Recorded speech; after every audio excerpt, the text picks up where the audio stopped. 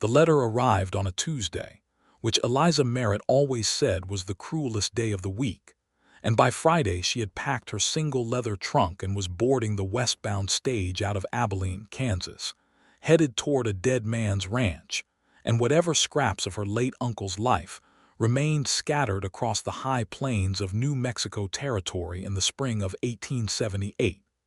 She had not seen Hector Merritt in 11 years.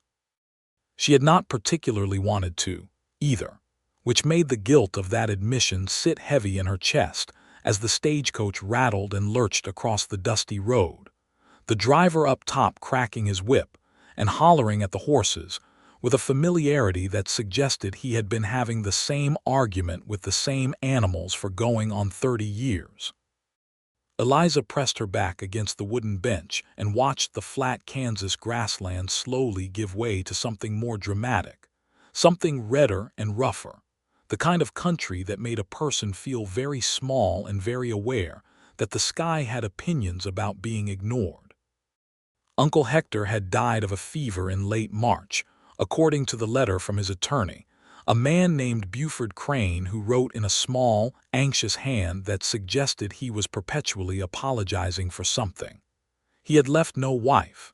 He had left no will, which Crane noted with what seemed like professional disappointment. He had left a ranch of 340 acres outside the town of Red Mesa, New Mexico Territory, a barn full of questionable livestock, and a debt to the territorial bank that Eliza could either assume or walk away from, in which case the bank would take possession of the land within 60 days. Crane had enclosed a second page explaining that, as the only surviving blood relative, Eliza had the right to appear in person to collect any personal effects before the bank's clock ran out. Eliza had no inheritance of her own, no husband, no particularly good prospects in Abilene, where she had spent the last 3 years working as a seamstress in a shop owned by a woman named Mrs. Perkins who smelled of lavender and had the disposition of an unsatisfied judge. 340 acres was 340 acres, even if they came attached to a debt. She had packed her trunk, folded her 2 best dresses carefully into the bottom, set her sewing kit on top, and left without a great deal of ceremony. The town of Red Mesa revealed itself gradually, the way modest things often do, beginning with a water tower on the horizon and then a church steeple, and then the clustered low buildings of Main Street coming together like an argument that had never quite been resolved. The stagecoach pulled to a stop outside a building with a painted sign reading Dalton's Freight and Delivery, which also apparently served as the stage stop, and Eliza climbed down with her trunk and stood in the late afternoon light and looked around at the place that might become her home or might simply be the location of the worst mistake she had ever made. Buford Crane was waiting for her on the boardwalk, a small man in a brown suit that was slightly too large for him, holding his hat in both hands and turning it by the brim in a nervous circle. He introduced himself and shook her hand with great formality and then led her to his office 2 doors down, where he explained the situation again in more detail, including the amount of the debt, which made Eliza's breath catch, and the condition of the ranch house, which he described as adequate, and the current status of the property, which he described with more hesitation. "There is one complication," Crane said, setting down his pen and folding his hands on the desk in a way that people do when they are about to say something they have been rehearsing. "Your uncle, in the months before he passed, had taken on a hired hand, a cowboy by the name of Edgar Calloway. He has been staying at the property, maintaining it, feeding the stock. He is not a squatter, Miss Merritt. He has every right to be there under the terms of his employment, and those terms did not technically expire with your uncle's death. There is no legal instrument I can produce that would remove him before the 60 days are up, should he choose to contest the matter." Eliza considered this. Is he the sort of man who would contest the matter? Crane turned his hat another revolution. "I honestly cannot say. I have met him twice. He is not a talkative man." She rode out to the ranch the next morning, on a horse she rented from a livery stable owned by a man who charged her what she was fairly certain was twice the usual rate, and did not apologize for it. The road out of Red Mesa wound through scrub and cedar, and the occasional dramatic upthrust of red rock that looked as though the earth had simply gotten angry at some point in geological history and pushed its fist through the surface. The sky above was enormous and blue and completely without cloud, and the air smelled of sage and something warm and dry that Eliza did not have a name for, but that felt, against all reason, like arriving somewhere. She found the ranch in a shallow valley between two low ridges, a single-story adobe house with a covered porch, a large barn in better repair than the house, a chicken yard, a garden plot that had been recently turned but not yet planted, and a corral with 3 horses and a mule standing in it with the philosophical patience of animals who had made peace with their circumstances. There was smoke coming from the chimney, thin and white against the blue sky, and Eliza pulled her rented horse to a stop on the road and looked at the smoke for a moment, and felt the first flicker of something she could not immediately name. She rode the rest of the way to the house, dismounted, tied the horse to the porch rail, and climbed the 2 steps to the door. She knocked. Nothing happened for what felt like a long time. She knocked again, more firmly. Then she heard movement inside, the kind of unhurried movement that belongs to a person who is not expecting company and is therefore not about to be rushed by it, and the door opened. Edgar Calloway was younger than she had expected. He was perhaps 28 or 29, with dark hair that had grown slightly too long and needed a cut, and brown eyes that were currently showing the particular wariness of a person who has been living alone for a while and has not quite figured out what to make of being looked at. He was wearing a plain linen shirt with the sleeves rolled to the elbow, and he had an apron tied around his waist, and he was holding a wooden spoon, and there was a smear of what appeared to be flour across his left forearm, and the smell coming out of the open door behind him was something savory and complicated and entirely unexpected. "Miss Merritt," he said. It was not a question. "Mr. Calloway," she said. "Crane told you I was coming. He sent a rider yesterday." He stepped back from the door to let her in. "Supper is almost done if you haven't eaten." Eliza stepped inside and looked around the main room of the house, taking in the low ceiling and the fireplace and the 2 wooden chairs and the small table and the bookshelf that held perhaps a dozen books alongside a collection of objects she could not immediately identify. Through the doorway at the back she could see the kitchen, and she could see a pot on the iron stove and a pan beside it and a cutting board with the remnants of onion and some kind of dried chili pepper on it, and 2 bowls set out on the kitchen table. 2 bowls, she noticed. He had set 2 bowls. "You knew I'd be here in time for supper," she said. Edgar Calloway glanced back at the table, and something moved across his face that might have been embarrassment or might have been something more complicated. "I didn't know what time you'd arrive," he said, "but I said it anyway." Eliza Merritt, who had been holding herself together with considerable effort since receiving Buford Crane's letter 3 weeks ago, felt something loosen very slightly in her chest. She set her bag down on the nearest chair and said, "That was considerate of you, Mr. Calloway." He said nothing to that, only turned back to the stove and stirred the pot with the concentration of a man who has decided that cooking is safer than talking. She sat down at the kitchen table and watched him work without apology, because she had learned that you could learn a great deal about a person from watching them do a thing they did not know they were being observed doing. And Edgar Calloway moved around the small kitchen with a quiet efficiency that spoke of long practice and no particular need for applause. He added salt to the pot with a pinch and a taste and a small nod, sliced bread with an economy of motion that suggested he had done it 10,000 times, and ladled the stew into both bowls with equal care, not more for himself and less for her or any such nonsense, but equal, careful, deliberate. He sat down across from her and picked up his fork, and then seemed to remember something and looked at her and said, "I hope it's all right. It's just a stew. There's cornbread in the pan." "It smells wonderful," Eliza said honestly. They ate together in a silence that was not exactly comfortable but was not hostile either, the kind of silence that two strangers share when they are each trying to figure out what kind of strangers they are going to be to each other. Outside, the light was going gold and orange through the kitchen window, and the horses in the corral moved with the soft sounds of large animals settling into evening, and the chickens in the yard had gone quiet, and the whole ranch felt like it was exhaling. "How long did you work for my uncle?" Eliza asked. 8 months, Edgar said. "Started last July."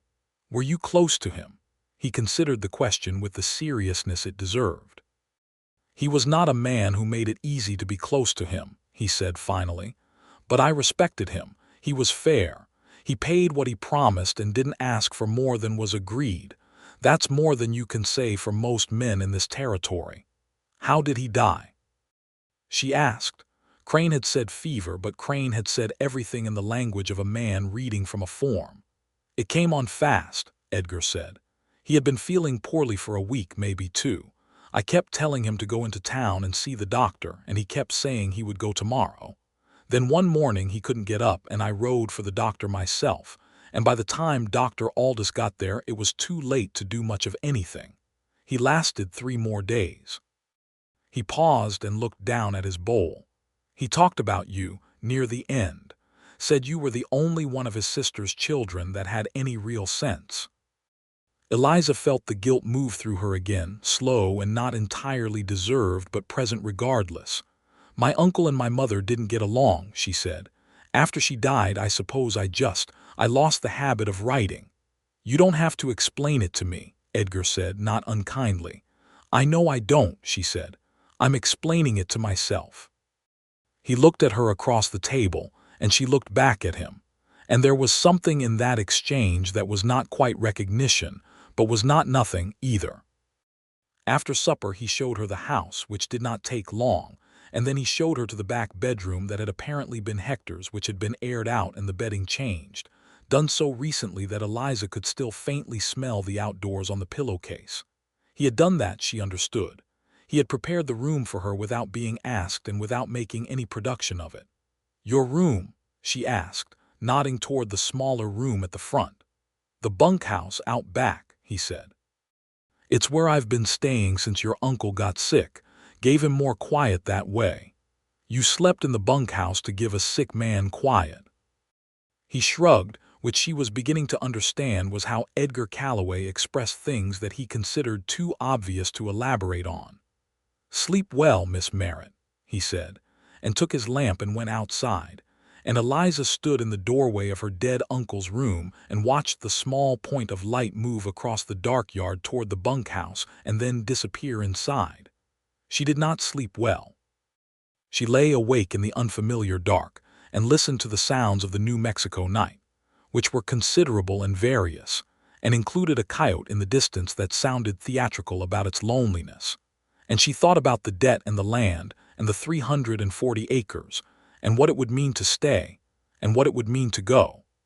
And at some point in these calculations, she found herself thinking about a man with flour on his arm setting 2 bowls on a table for a woman he hadn't yet met. And she made herself stop thinking about that because it was not a productive line of thought at this particular moment. In the morning she rose early and found Edgar already gone from the bunkhouse, already at work in the barn. She could hear him in there talking to the horses in the low, steady voice that people use with animals and small children, the voice that means "I am here and you are safe, and I am not going to do anything sudden." She stood outside the barn door for a moment and listened to that voice, and then felt ridiculous for doing so, and went into the kitchen and built up the stove fire and started coffee. He came in 20 minutes later and stopped in the kitchen doorway when he smelled the coffee, and looked at her with an expression that was too carefully neutral to be truly neutral. "I found the coffee in the cabinet," she said. "I hope that's all right." "It's your house," he said, which was a complicated statement and they both knew it. She poured 2 cups and set one on the table for him, and they drank coffee in the kitchen, while the morning came through the window golden and promising. And she asked him to show her the property, and he agreed without elaboration. And that was how they spent the first full day she was on the ranch, walking the land together. Eliza in her Abilene boots that were not really designed for this kind of terrain, and Edgar in worn leather that clearly had been. Both of them picking their way through the scrub and the occasional loose stone, while he told her about the land in his quiet, factual way. He knew the ranch better than she had expected. He knew where the creek ran and where it ran dry by June and where the best grass was, and where the soil went rocky and useless, and where the fencing needed repair, and which horses were reliable, and which one, a brown gelding named Trouble, was reliable only in the sense that he was reliably unreliable. He told her about the neighbors, the Whitfield family to the north who were decent people and the Garrity brothers to the east who were less decent, and had a habit of letting their cattle drift onto other people's land, and then expressing great surprise when this was pointed out to them. "My uncle dealt with the Garritys?" she asked. "Regularly," Edgar said. "He had a talent for it. He could make a man feel foolish without ever raising his voice." "Can you do that?" He glanced at her sideways.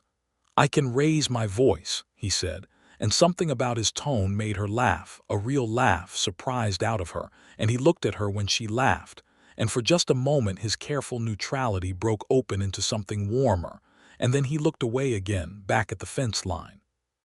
By the end of the day she had seen enough of the land to understand that it was genuinely good land, or could be, with work and time, and some money she didn't currently have. The debt to the Territorial Bank was real and it was not small, but she had been working the numbers in her head since the morning, and she thought there might be a way, if the cattle prices held, and if the summer was good, and if she made no stupid decisions and perhaps one or two smart ones. That evening she sat at the table in the main room with a lamp and a piece of paper, and wrote out her calculations in her small, neat hand, while Edgar sat in the other chair, and repaired a piece of leather harness with the same unhurried precision he brought to everything else, and they worked in parallel silence that had, over the course of a single day, become almost easy. "I'm thinking of staying," she said, not looking up from her paper. He did not answer immediately, and in the silence she could hear the harness leather drawing through his hands. "That's a large decision," he said. "I know it is. Do you know how to run a cattle ranch?" "No," she said. "Do you?" He considered this. "I know how to run this one," he said. "I've been doing it since September." "Then teach me," she said. There was another pause longer than the first. "Miss Merritt," he said finally, "I'm going to be honest with you. I don't know your plan. I don't know if your plan includes me staying on or not. And I want to be clear that I'm not asking for anything either way. I can stay and help you learn it, or I can go and leave you with what I know written down, and I'd do either one without complaint. But I'd like to know which one it is before I commit to a direction." She looked up from her paper then and looked at him, at the honest and careful and slightly guarded face of a man who had learned to be straightforward because he had found that the alternative cost more than it saved. "I want you to stay," she said, "if you're willing." He nodded once. "Then I'll stay," he said, and went back to the harness, and that was that. The weeks that followed were both the hardest and most interesting of Eliza's life. She had known work. She had spent 3 years bent over a sewing table for Mrs. Perkins, doing fine needlework until her eyes ached and her back complained, and the smell of lavender made her want to scream. She had grown up in a household where there was always more work than hands to do it, and not enough money to bridge the difference. But ranch work was a different species of hard, a physical and constant and sometimes genuinely frightening kind of hard, the kind that reminded you daily that you were a small person in a large landscape, and the landscape had very little opinion of your plans. Edgar taught her with the same quiet patience he brought to everything. He taught her how to read the cattle, which ones were healthy and which were off, and how to tell the difference before it became a problem. He taught her to ride properly, not the cautious upright posture she had managed in Abilene, but the loose-limbed practical riding of someone who had a long day's work ahead, and she was a quick student, which seemed to please him in the small way things pleased him, a slight loosening around the eyes, a barely perceptible nod. He taught her to recognize when the sky was thinking about weather, and when the creek level meant rain somewhere up in the mountains. And she paid attention to all of it with the focus of a woman who had decided that this was her life now, and she was going to learn it properly or die trying. They had their first real disagreement in the second week. It was about the Garrity brothers, who had sent a hand over to inform them that 2 of Eliza's cows had apparently crossed onto Garrity land and were going to be held until a fee was paid, a fee that was both insulting and entirely illegal under the actual statutes of New Mexico Territory, which Eliza had been reading in a borrowed copy of the relevant legal code she had obtained from Buford Crane. "I'll ride over and talk to them," Edgar said. "I'll come with you," Eliza said. "It would be better if I went alone." "Why?" He paused. "Because they're the kind of men who won't take direction from a woman, and I'd like to solve this without it becoming something uglier." Eliza felt the injustice of this like a physical thing, real and blunt and familiar. She had encountered this calculation before, the practical reality of a world that arranged itself to make things harder for women, and then presented those arrangements as simple common sense, as though the difficulty were natural rather than constructed. She understood what he was saying. She also understood what it cost to say it, because he said it not with condescension but with a tired honesty that suggested he was no more pleased about the reality than she was. "Go," she said, "but I want to know everything they say, word for word." He brought her cows back that afternoon and gave her the conversation verbatim, including the parts that were not flattering to the Garrity brothers, which was most of it. He had not paid the fee. He had informed them, in language she suspected, was considerably more direct in delivery than his recounting of it, that the cows would be returned immediately or the matter would go to the county sheriff, and that he was aware that the sheriff and the older Garrity brother had a pre-existing disagreement about a horse that had gone missing the previous spring, and that he was happy to provide the relevant details of that conversation to all interested parties. The cows had been returned. Eliza looked at him for a long moment. "You leveraged information," she said. "Your uncle had a good memory," Edgar said, "and he talked to me in the evenings. I listened." She had not expected that. She had not expected any of it, this man who read the landscape and remembered conversations and set 2 bowls on a table and moved through the world with such careful, considered precision. She had expected a hired hand who would be difficult about leaving or difficult about staying or difficult in some other specific way. And instead she had found someone who was, in the most genuine sense, trying to do right by a piece of land that he had come to care about, and a woman he barely knew. They began to eat supper together as a matter of course. Not because it was decided or discussed, but because they both worked all day and by evening they were both hungry and the kitchen was a natural gathering point, and cooking for 2 was only marginally more effort than cooking for 1. And soon, Eliza was cooking half the time and Edgar the other half, and the division was easy and unspoken and felt like something organic, something that had grown rather than been arranged. She learned things about him in pieces, the way you learn the shape of a landscape by walking through it, one detail at a time. He was from Colorado originally. He had grown up outside of Denver, the son of a sheep farmer, and had left at 17 after his father died, and his mother remarried a man Edgar described only as unsuitable, and then did not elaborate on. He had been working cattle since he was 19. He had spent 2 years in Colorado, 1 year in Arizona, and had drifted to New Mexico the previous summer looking for steady work and found Edgar Merritt, who needed a good hand and paid fair wages and did not ask too many questions, which had suited Edgar perfectly at the time. "You were running from something?" Eliza asked one evening. They were sitting on the porch after supper, the night air cool and full of the smell of juniper, and the stars above New Mexico were doing their customary performance of being the most stars anyone had ever seen. "I was running towards something," he said, "and it took me a while to figure out I'd done it backwards." She looked at him sidelong in the dark. "What were you running toward?" He was quiet for a bit. "Something settled," he said finally.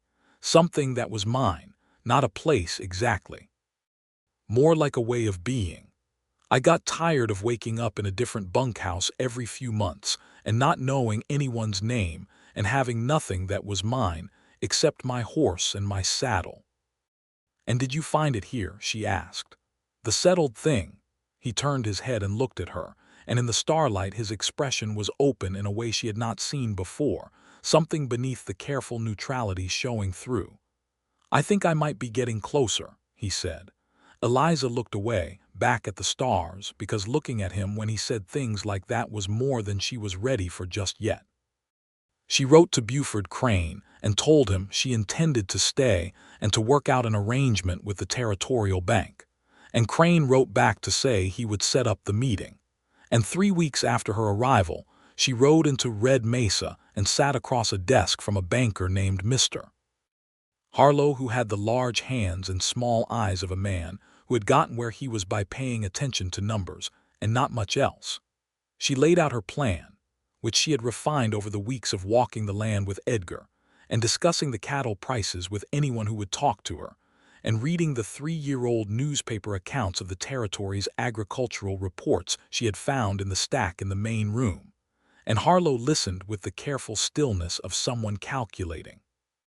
He agreed to a modified repayment schedule that was not generous but was possible, and Eliza rode home feeling something she had not expected to feel in quite this specific way, which was that this was home, this road under her horse's hooves and this sky above and this land on either side of her, and the knowledge of it sat in her chest like warmth. She told Edgar when she got back, and he was in the barn when she found him. And when she said they had a deal with the bank, he looked up from what he was doing, and something crossed his face that was unambiguous and real, a genuine gladness that he did not try to conceal or moderate, just allowed to be there for a moment before he nodded and said, "Good. That's good, Eliza." It was the first time he had used her given name, and she noticed it and said nothing, and the fact that she said nothing meant something, and they both understood that. May became June, and the days lengthened into the long, burning afternoons of New Mexico summer, the sky white at its peak, and the heat a physical presence that pressed down on everything from mid-morning to sundown. They fell into routines. She managed the garden, which Eliza had decided was going to be productive this year whether it wished to be or not, and the chickens and the household accounts, while Edgar managed the cattle and the fencing and the ongoing negotiation with the horses that required, in his words, daily maintenance. They rode out together 2 or 3 times a week to check the herd, and on those rides they talked in the way that people talk when they have found someone they can talk to easily, which is to say they talked about everything and nothing with the particular luxury of people who have stopped rationing their words. She told him about Abilene and Mrs. Perkins and the lavender. He told her about a winter he had spent in the mountains of Colorado during a blizzard that lasted 11 days, during which he had read every book he could find in the lined shack where he was stranded, including 2 volumes of poetry he had never expected to enjoy, and then found he did. She told him about her mother, who had been practical and funny, and had died of consumption when Eliza was 22, leaving her with a small amount of money and a large amount of advice about how to manage without depending on anyone for things you could provide for yourself. He told her about his father, who had been patient and good, and had loved the mountains and died too young of a heart that simply stopped one morning in the field, and that the hardest part of it was not the grief exactly but the silence afterward, the way a person's absence takes up so much more space than their presence ever did. "Yes," Eliza said when he said that, and it was the most complete answer she had given to anything in a long time. In June, the Whitfield family to the north had a barn raising, and they invited Eliza, because the Whitfield matriarch, a woman named Clara Whitfield who had survived cholera and a fire and the death of 2 children, and still managed to present herself to the world with her chin up and her apron clean, had ridden over the previous week to introduce herself, and size up the new owner of the Merritt Ranch with the thoroughness of a woman who took her neighborhood seriously. She had approved of Eliza, apparently, and the invitation arrived 2 days later. Edgar drove her to the Whitfields in the wagon, and Eliza wore her second-best dress, which was green and her hair up properly, and sat on the wagon bench beside him on the ride over, watching the landscape and feeling a complicated kind of nervous pleasure at being beside him in the morning light. He had dressed carefully, too, she noticed, his shirt freshly laundered and his hat brushed, and his hands on the reins were easy and unhurried. The barn raising was everything a barn raising in New Mexico Territory in 1878 was supposed to be, which meant it was 40 men doing heavy work in the heat, and a collection of women managing food and children and conversation, with the same organizational competence they brought to everything else. And by late afternoon the frame was up, and people were drinking lemonade, and someone had produced a fiddle, and there was, inevitably, dancing. Eliza danced with Tom Whitfield, who was Clara's son and 25 and cheerful in the uncomplicated way of young men who had not yet been asked by life to be anything else. And then she danced with an older man named Peterson, who had a ranch further north, and who asked her questions about her plans for the land with genuine interest, rather than the condescending curiosity she had half expected. She was aware, during both of these dances, that Edgar was watching her from the edge of the gathering. Not in a possessive way, in the way of a man who has found something to look at and cannot quite stop. When the fiddle player started a slower tune, she walked back to where Edgar was standing and held out her hand. He looked at her hand and then at her face. "I don't dance much," he said. "I'll lead," she said. He laughed at that, a real laugh, surprised and warm, and took her hand, and they danced in the New Mexico dusk with the smell of fresh-cut lumber in the air and the sound of the fiddle wrapping around them, and he was not as bad a dancer as he had claimed. He was careful and attentive and held her with the same precision he brought to everything, not too close but not falsely distant, and she had not danced with a man who made her feel quite like this before, which was to say, completely present, completely here, as though there were nowhere else in the world she needed to be. "You do dance," she said. "A little," he admitted. "Liar," she said, and he looked down at her with an expression that was the closest thing to openly happy she had seen on his face, and she filed it away in the part of herself that was keeping careful track of all the expressions Edgar Calloway made and what they meant. On the ride home in the wagon, the night was full and dark, and the stars were their usual extravagant selves, and they rode mostly in silence, but it was the warmest silence of any they had yet shared, the kind of silence that has arrived on the other side of something. She was aware of the warmth of him beside her on the bench, the nearness of his arm to hers. "Edgar," she said when they were perhaps a mile from the ranch. "Yes," he said. "I'm glad I came," she said. "I mean, I'm glad I didn't just take the personal effects and leave. I'm glad I stayed." He was quiet for a moment. "So am I," he said, just that. Simple and direct and entirely without qualification. She looked at his profile in the dark, the line of his jaw and the set of his shoulders against the stars, and she thought that if she were a different sort of woman, or perhaps the same sort of woman in slightly different circumstances, she would reach over and take his hand right now on this bench in this wagon under these particular stars. She did not do it, but she thought about it for the rest of the ride home. July brought heat like a physical argument, and also brought a problem with the eastern fence line that required 3 days of work in the sun, and also a letter from one of Eliza's cousins in Ohio, her mother's side, who had somehow heard that she was in New Mexico, and wrote to express both surprise and concern in equal measure, and invite her to return to the sensible East where sensible people lived in sensible houses and did sensible things. Eliza wrote back a letter that was polite and warm and entirely declined the invitation, and folded it and sealed it with great satisfaction. She showed it to Edgar over supper. Not the whole letter, just the part where she had written, "I am finding that New Mexico suits me in ways I could not have anticipated, and I intend to remain," and he read it and handed it back and said, "Good," and ate his stew. "That's all," she said. "Good." "It's what I think," he said. "You want more words than that." "Sometimes words are useful," she said. He considered this. "You're right," he said. He put down his fork and looked at her across the table with the directness he sometimes employed when he had decided that being careful was costing more than it was worth. "I'm glad you're staying. I would like you to keep staying. I have not been able to imagine this ranch without you in it since approximately the third day you were here, and I am not sure what to do with that information, but I thought you should have it." Eliza looked at him. The kitchen was warm and gold with the lamp, and the evening was coming in through the window, and outside she could hear the horses moving in the corral and the last chicken settling. And inside there was this man, and this table, and this moment that had been building itself quietly for 2 months out of flour on an arm and 2 bowls, and a long ride over good land and a dance at dusk, and 1,000 evenings of shared silence. "I have the same information," she said. "And I don't know what to do with it either, but I thought you should know." He stood up from his chair and came around the table, and she stood up too, because she understood the direction of things.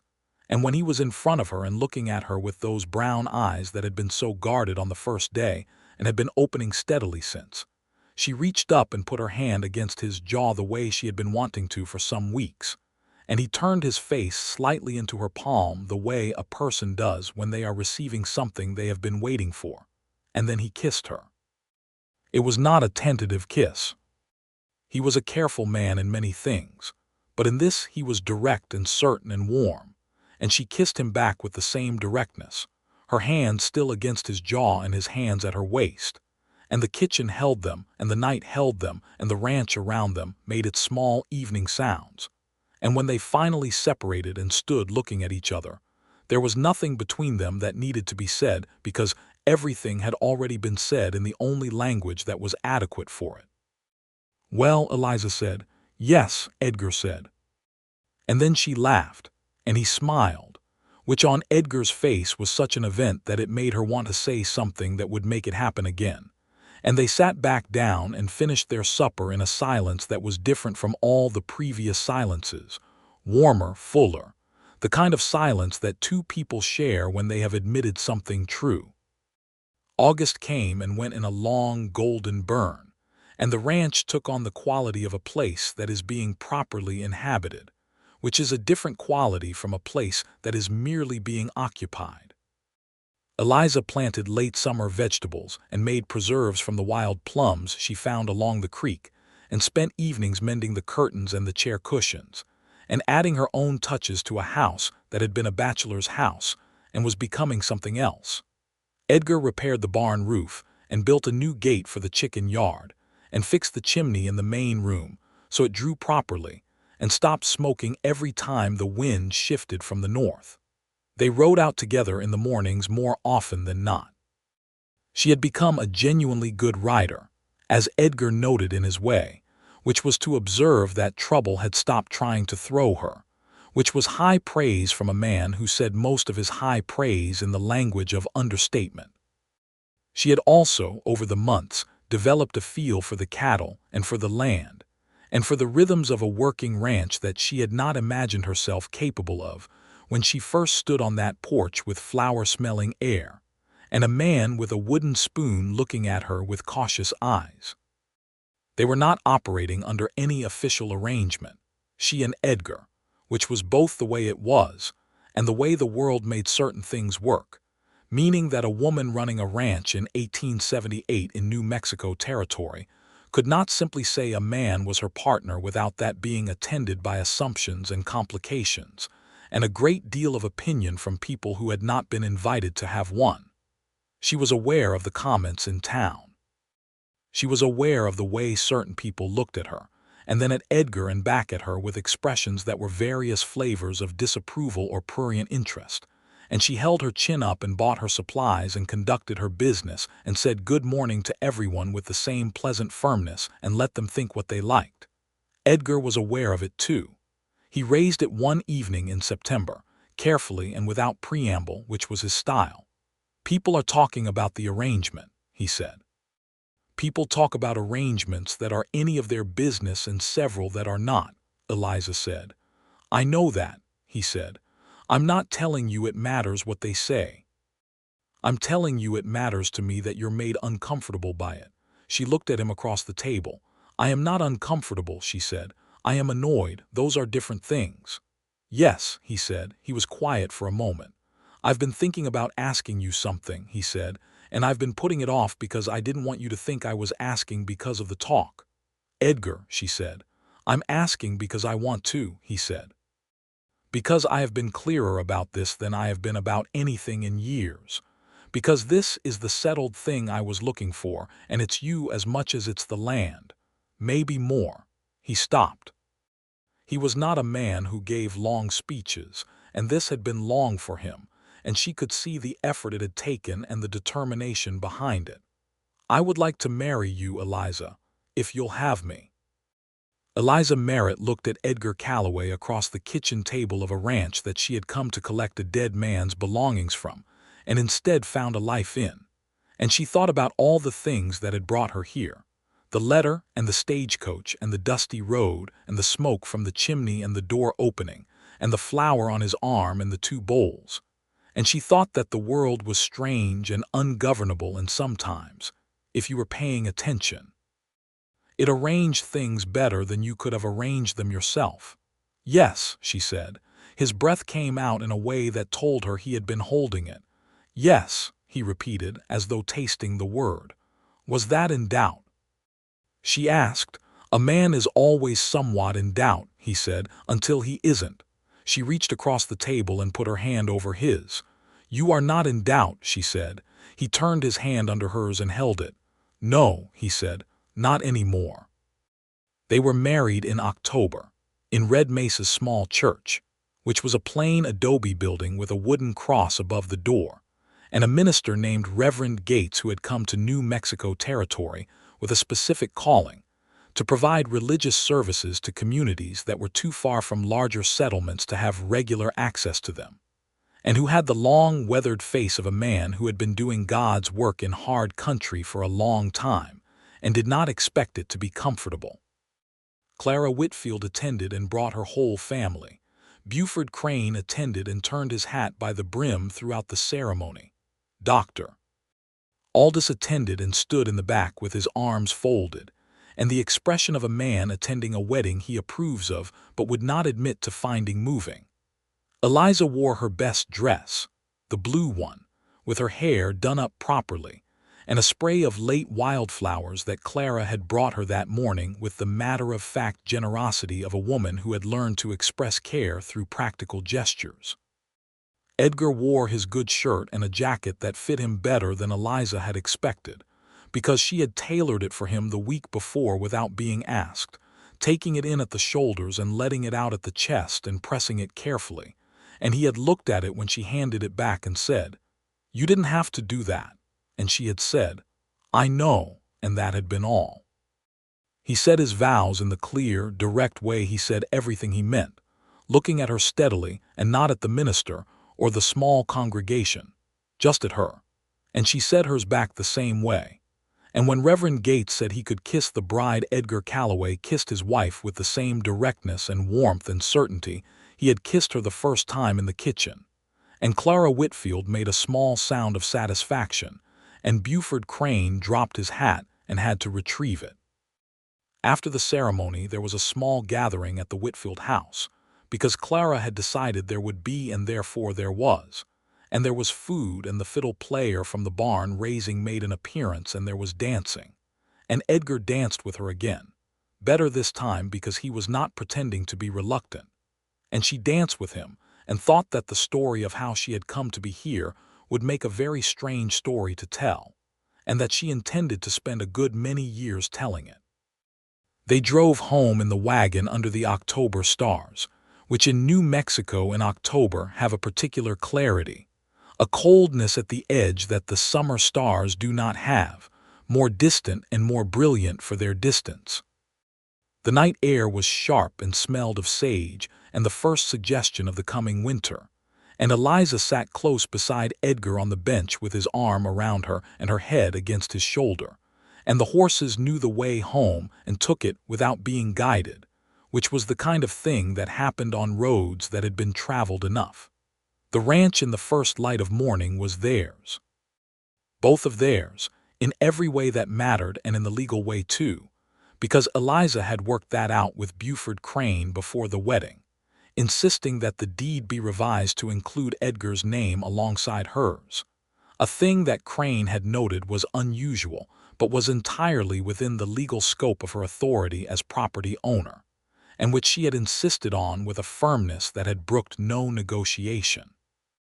Edgar had protested when she told him, saying it was her land and he didn't need it written down anywhere, and she had told him that it was their land and she was not interested in arrangements that didn't reflect that, and he had gone quiet in the way that meant he was moved and did not know how to say it. Autumn deepened and winter came, the first winter. It was a particular kind of winter in New Mexico, not as brutal as the Colorado winters Edgar remembered, but cold enough and long enough to make the house important, to make the fireplace and the kitchen stove and the warm interior of the adobe walls genuinely necessary. They spent more time indoors than the summer had allowed, and found that they continued to be good at being together in a confined space, which was not something everyone could claim. He read aloud to her in the evenings. She had not expected this but found she loved it. The sound of his voice in the lamplit room reading from whatever book he had found on the shelf or borrowed from Crane, who turned out to have an extensive personal library and was delighted to have someone to lend books to. Edgar read her a history of the Western Territories that was alternately fascinating and infuriating. Infuriating because of how it spoke of the Navajo people and the Apache and the Pueblo communities, as though the land had been empty before Americans arrived, which it emphatically had not been. And Eliza said so, loudly, in the middle of a passage that particularly annoyed her, and Edgar stopped reading and said, "You're right," with the directness he used when he meant something fully. And if you look at what actually happened here, at the long walk and what came after, there's nothing in this book that tells it honestly. They talked about that for a long time, the two of them by the fire in the winter room, about what the territory had been and what it was, and what the people who had been here first had lost because of people who looked like them. And it was not a comfortable conversation, but it was an honest one. And Eliza thought that she would rather have the honest, uncomfortable conversations with this man than the comfortable, dishonest ones with anyone else. She was pregnant by spring. She knew it before she was certain, the way women often know things before they can prove them. And she told Edgar on a morning in March when the land was just beginning to think about greening and the air had the smell of possibility that early spring carries in dry country. A smell of wet earth and reawakening that is one of the finest smells on earth. He had been in the middle of doing something with a bridle at the kitchen table, and he stopped doing it and looked at her with an expression she had not seen on him before. A kind of stunned and open joy that had nothing careful about it, nothing held back, nothing moderated. He stood up and came to her and held her face in his hands and looked at her as though he was memorizing something. "A baby," he said. "By August, I think," she said. He kissed her forehead and then her mouth and then held her for a long time in the kitchen with the morning coming through the window and the stove warm beside them, and she could feel his heartbeat against her, and it was faster than usual, which she found extraordinary and perfect. "We should let Dr. Aldous know," she said. "Yes," he said, and then didn't let go for another full minute. The spring of 1879 was busy and good. The calf crop was strong, better than the previous year, and Eliza's garden went in early and with ambition, and the fence lines were in better repair than they had ever been, and the Garrity brothers had apparently decided, after Edgar's second and more pointed conversation with them the previous autumn, that the Calloway Merritt ranch was not worth the aggravation of continued antagonism, and had limited their border transgressions to a minimum. The debt payment to the Territorial Bank went in on time in April, which Eliza noted in the account book with great satisfaction and showed to Edgar, who said good. And then, catching her expression, added, "I mean, that's genuinely excellent and I'm proud of the work we've done." which made her laugh. Clara Whitfield came by regularly through the spring and summer, ostensibly for neighborly visits, but increasingly serving the practical function of an experienced woman, keeping an eye on a first-time mother, who was working harder than Clara thought she strictly ought to be. Eliza accepted the supervision with better grace than she might have, because Clara was right that she was working too hard, and because Clara's company was genuinely good, and because Clara had delivered 3 children of her own and 2 of a neighbor's when circumstances required it and knew what she was talking about. "Edgar is good with you," Clara said one afternoon in June.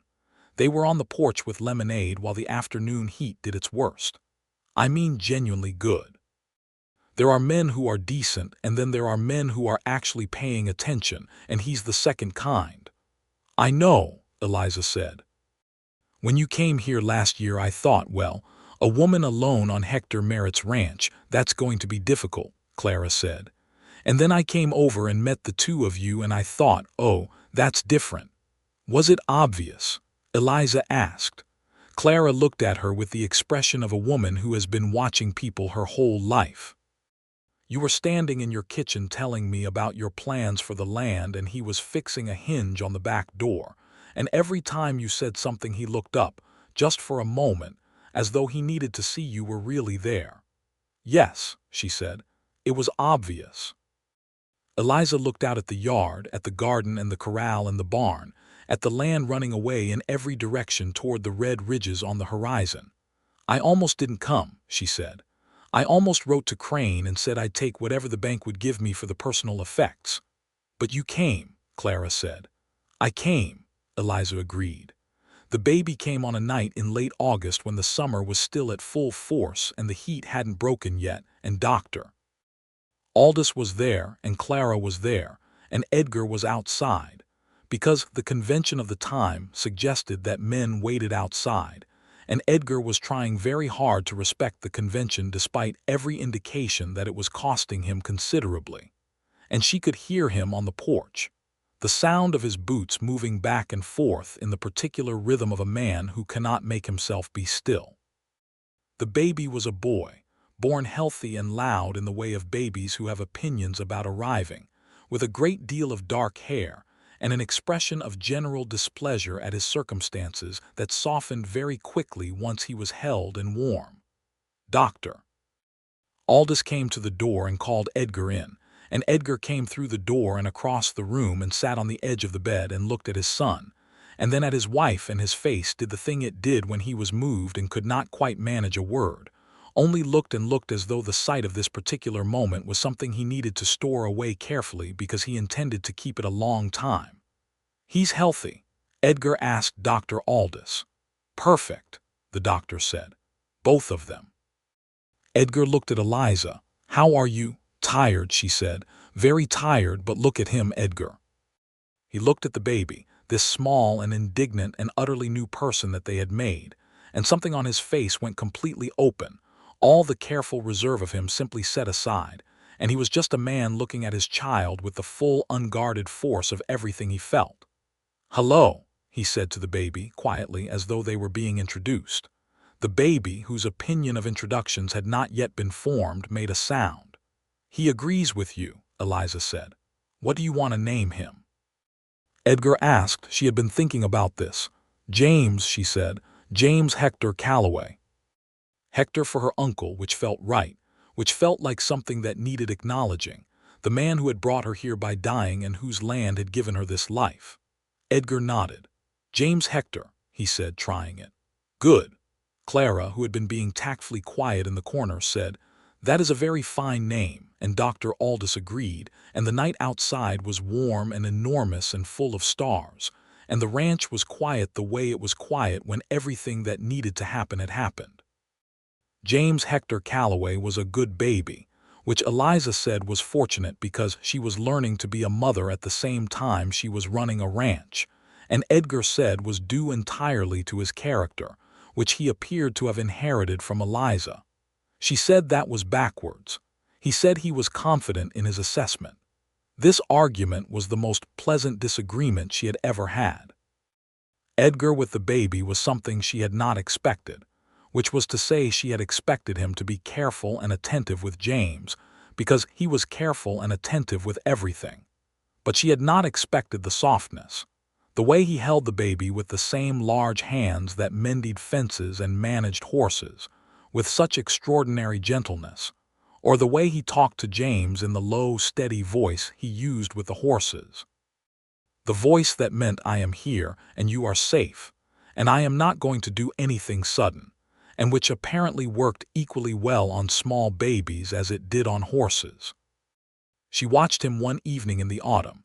James was 2 months old and small and watchful, and Edgar had him in the crook of his arm and was walking slowly around the main room talking to him in a low voice about the property, explaining the ranch in the same factual and careful way he had explained it to Eliza on her first full day there, the creek and the grass and the cattle and the mountains, as though James needed to know all of it immediately and might as well start now.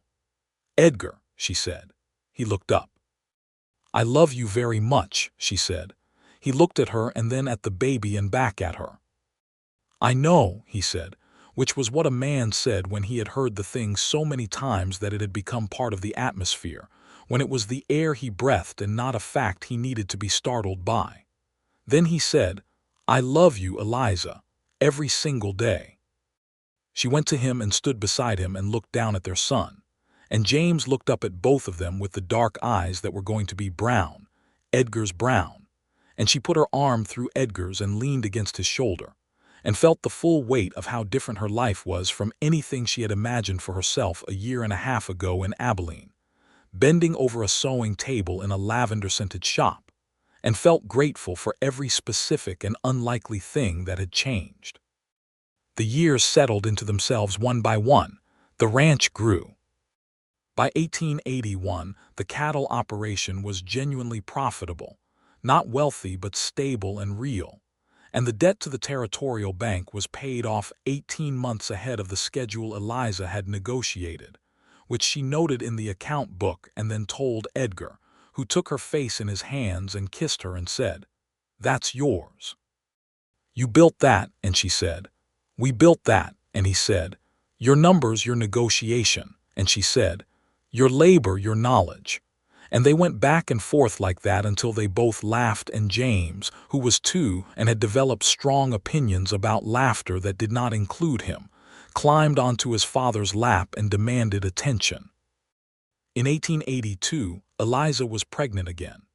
The second child was a girl, born in February, small and fierce and with Eliza's reddish-brown hair, and they named her Cecily Clara, the Clara for the Whitfield matriarch who had been a fixture of their life and their friendship for 4 years and who cried, practically, when she heard the name, and then pretended she had something in her eye which fooled no one.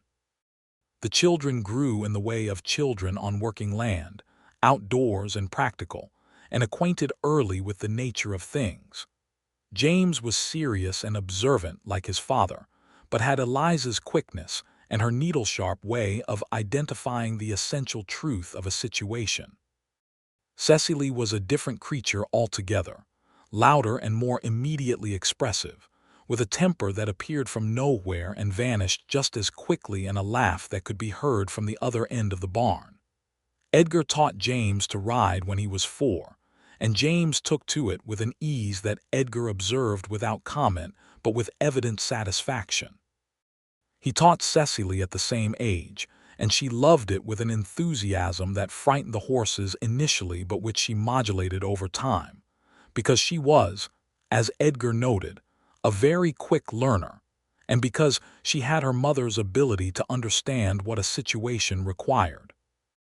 Eliza continued to manage the household accounts, and the garden and the household itself with the same attention she had brought to it from the beginning, and also continued to ride out with Edgar when the season and the work allowed, which was something she had refused to give up even through the busy years of 2 small children and a growing operation, because the time on horseback beside him in the mornings, riding over land they knew every inch of, was one of the best things in her life, and she intended to keep it. She had also, over the years, become the person that several of the neighboring ranch wives came to when they had trouble that they needed a clear head to look at. She did not advertise this function, and it had no official name, but she had a reputation in the community for being both sensible and discreet, and the combination was useful, and she was glad to offer it. Edgar was aware of this function and never questioned it, and sometimes, when a woman arrived at the door looking frightened or worn down, he would simply take the children and find something to do in the barn and leave Eliza to it without being asked. In 1884, when James was 4 years old, Buford Crane announced his retirement and his intention to return to his family in Missouri. He came to dinner at the ranch to say goodbye, and ate Eliza's pot roast and drank coffee, and turned his hat by the brim with slightly less nervousness than he had managed when she first arrived in Red Mesa. And when he left, he shook both their hands and told them that the Calloway Ranch was the best outcome of any estate he had managed in 20 years of practice, and that he said this not as a legal professional, but as a person who was glad that things had turned out the way they had. "He means he's glad we got married," Edgar said when the wagon had disappeared down the road. "He tried very hard not to make it obvious," Eliza said. "He failed at that from the beginning," Edgar said. "He tried though," she said, "and that counts for something." He came up behind her on the porch and put his arms around her, and they watched the evening come over the land together, the light going from gold to orange to the deep red that New Mexico evenings favored in the fall. The children were inside. The ranch was quiet. The horses moved in the corral with their accustomed patience, and the chickens had gone to roost, and somewhere on the far side of the ridge, a coyote was beginning its evening complaint. "Do you remember the first night?" she said. "On the porch," he said. "Yes. You said you were running toward something settled." "Yes. Did you find it?" He held her more closely. "I found more than I was looking for," he said. "That's an honest answer." She covered his arms with hers. The stars were beginning, the first one and then the second, and then the sky full of them, as it always was here.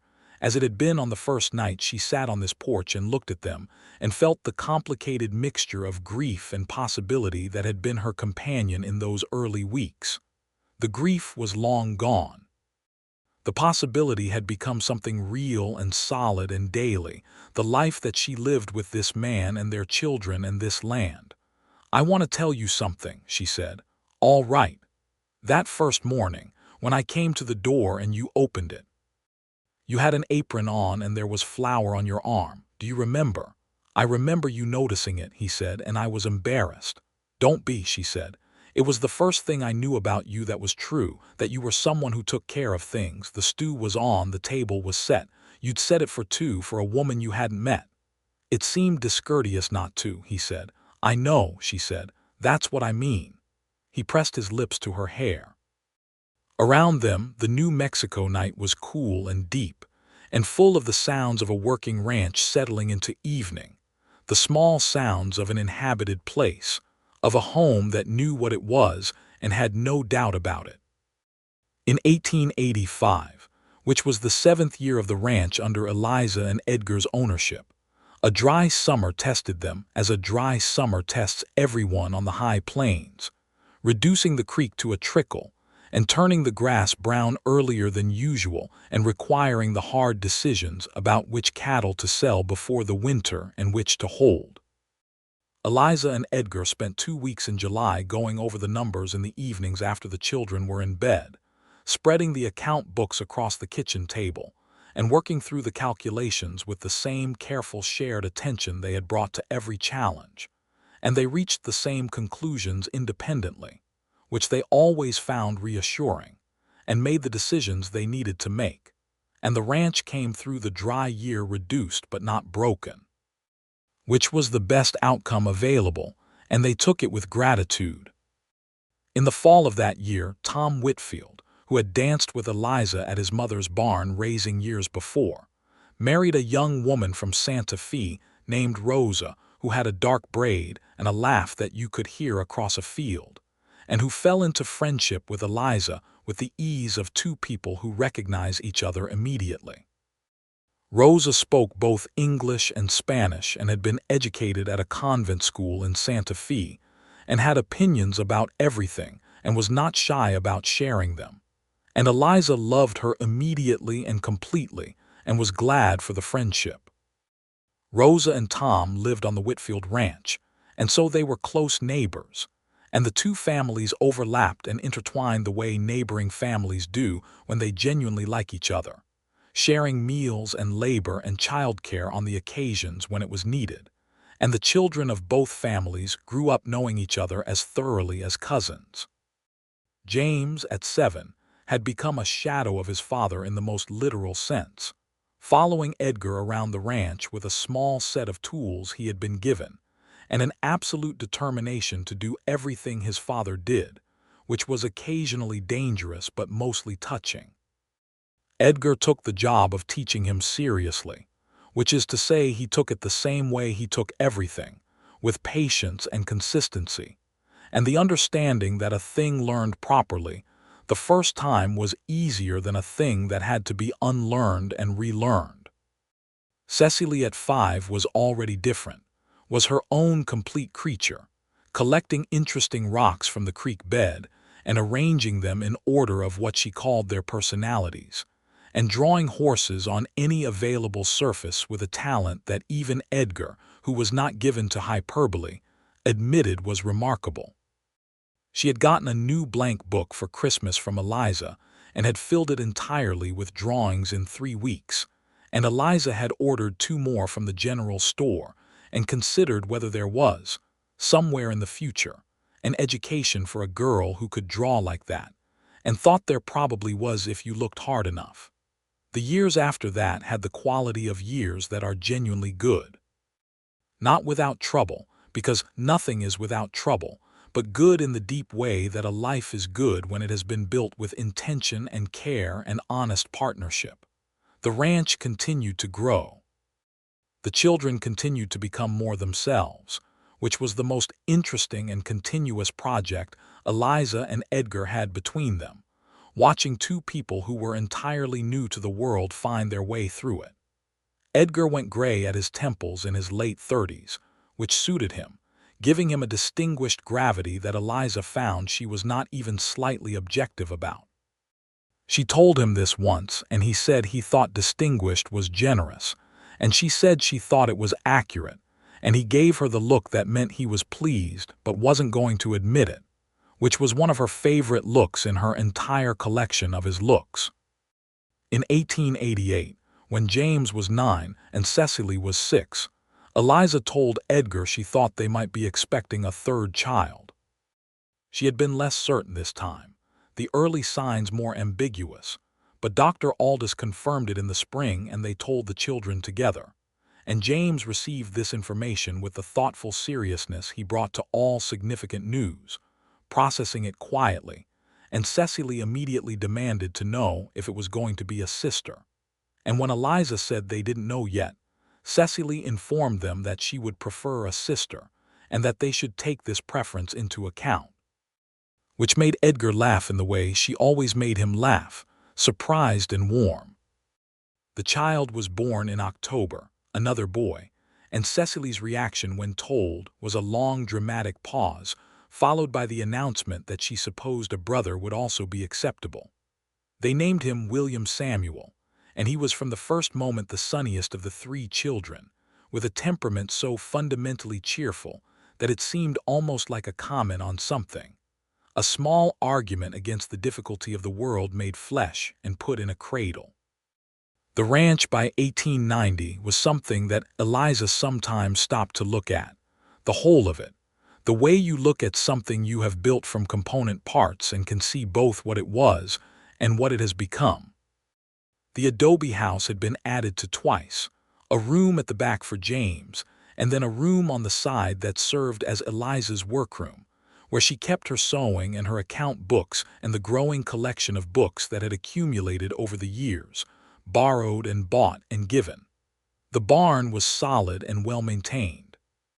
The garden was extensive and productive and bordered by a low fence that Edgar had built at her direction and painted white, which she had wanted, and which he had done without question, because he had learned long ago that Eliza's aesthetic decisions were worth supporting. The The Garrity brothers had finally sold their land and moved north, which was a development that the surrounding ranches greeted with quiet satisfaction. The family that bought the Garrity property were a young couple from Colorado, the Deans, who arrived with 2 children and good intentions, and a refreshing lack of interest in disputes about cattle and borders. And Eliza rode over within the first week to introduce herself and bring preserves and assess them in the thorough way she now assessed most things, and came back with the assessment that they were good people, and she thought they would fit in well.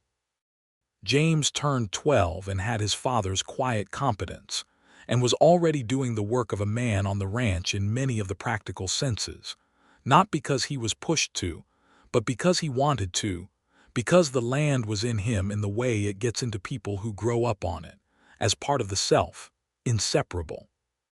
Cecily at 10 was drawing better than ever and had also developed a fierce interest in the natural world, in plants specifically, and could identify every plant on the property and tell you its uses, medicinal and practical, with the confident authority of someone who has done serious research.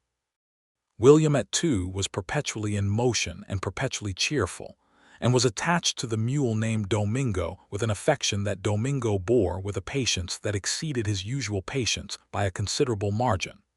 One evening in the summer of 1890, Eliza and Edgar sat on the porch after supper as they had sat on many evenings over many years, the children in bed, the night doing its enormous thing around them. The stars were as generous as ever. The air was cool and smelled of sage and the nearby creek and the particular warm dust of a dry summer evening. The ranch was quiet around them with the fullness of a place that had been well used in the day and was resting. "I've been thinking about something," Edgar said. "Tell me," she said.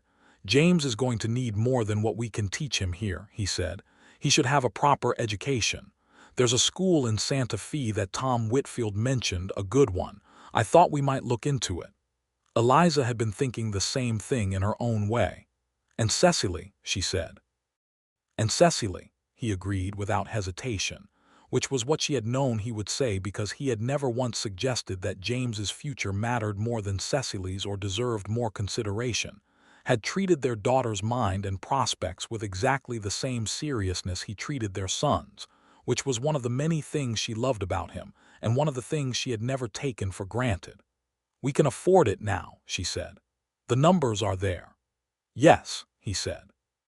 "I know you've been watching them." "I'm always watching them," she said. "It's how I know when we can do things." He smiled, the full smile that she had collected from their first conversation and had been collecting ever since. "It's one of the things I rely on," he said. "Good," she said. "Keep relying on it." They sat together in the dark, and the stars did what stars do. And below them and all around them the land that had been Hector Merritt's and was now theirs lay in the night. The ridges and the creek and the grass and the cattle and the horses in the corral and the chickens in their yard and the garden and the white fence and the barn with the good roof and the house with the added rooms and the life inside it, the full and real and daily life of it. Eliza thought about the letter. She thought about the stage and the road and the smoke from the chimney. She thought about the door opening and a man with an apron and flour on his arm and a wooden spoon, and the smell of something savory coming from the kitchen, and 2 bowls on the kitchen table. She thought about how she had come here to collect the belongings of a dead man and had found instead a living one, and how the living one had become the whole of her life in a way that she could not have planned and would not have imagined, and for which she was, every single day, grateful. "Edgar," she said. "Yes," he said. "Thank you," she said. "For all of it, for staying when I asked you to, for everything after." He was quiet for a moment and then he said, "I should be the one saying that. I was cooking supper for nobody when you came. I didn't know it then, but I was making it for you." She turned to look at him. "For nobody," she said. "That's what you thought." "That's what I thought," he said. "I was wrong about that. You showed up and corrected the record." She put her head on his shoulder. He put his arm around her. The night held them the way the New Mexico night had always held them, enormous and clear and full of light from far away, and the ranch breathed around them in the dark. and inside the house their children slept in the rooms they had built for them, and the mule Domingo stood in the corral with the patience of a philosopher, and the white fence caught the starlight at its edges, and everything that had been uncertain was certain now, everything that had been empty was full. And the story of how it had all happened was the story of a letter and a stagecoach and a knock on a door, and a man with flour on his arm and 2 bowls on a table. And it was the best story that Eliza Merritt had ever found herself inside of, and she intended to live in it for the rest of her life. She did. They both did. For all the years that came after, which were many and various and sometimes hard and often beautiful, they lived in it together, side by side on the bench of a wagon, or side by side on the porch under the stars, or side by side at the kitchen table going over the account books. And the ranch grew, and the children grew, and the story kept adding its chapters of small and large events. The way a life does when it is fully inhabited by 2 people who have chosen each other with complete intention and have not once regretted it. James went to school in Santa Fe and came back summers to work the ranch, and grew into a man who carried both his parents in him, his father's steadiness and his mother's quickness. And when he was 22, he married a girl from Red Mesa named Caroline, who was clever and good-natured, and who immediately understood the Calloway family and fit into it as though she had been there all along. Cecily went to school in Santa Fe too, and found, as Eliza had suspected she might, that her drawing had applications beyond the ranch, and she studied with a purpose and came back changed in the way that education changes people, enlarged rather than displaced, more herself and more aware of a world beyond the red ridges.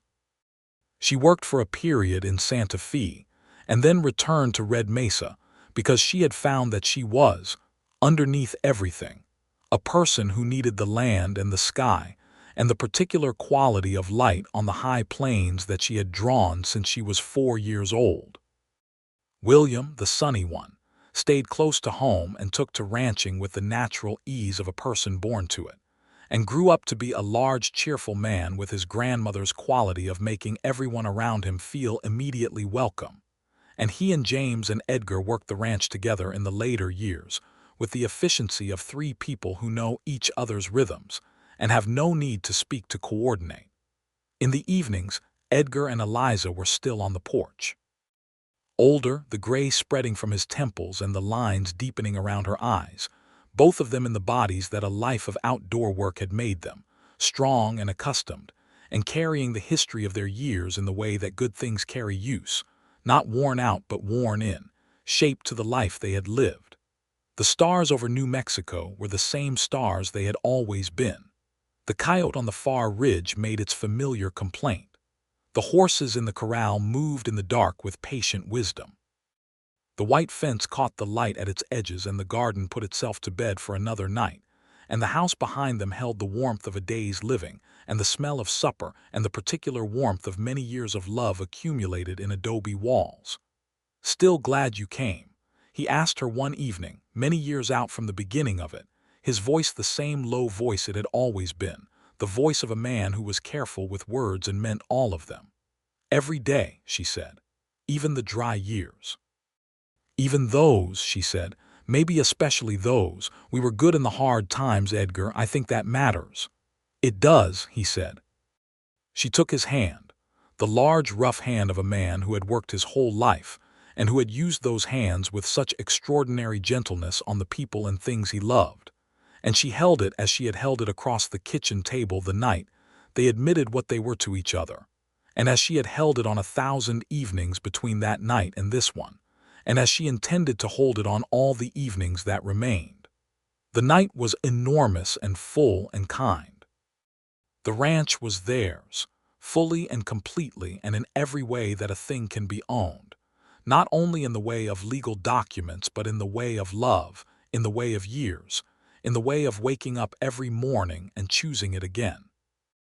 And Eliza Merritt, who had come on a Tuesday in the spring of 1878 to collect a dead man's belongings, and found instead a living man in a kitchen making supper for nobody and everything she was ever going to need, held her husband's hand under the New Mexico stars and felt, as she had felt for more years than she could now count without effort, that the world was strange and ungovernable, and that sometimes, if you were paying attention and brave enough to knock on the door, it arranged things more beautifully than anything you could have planned.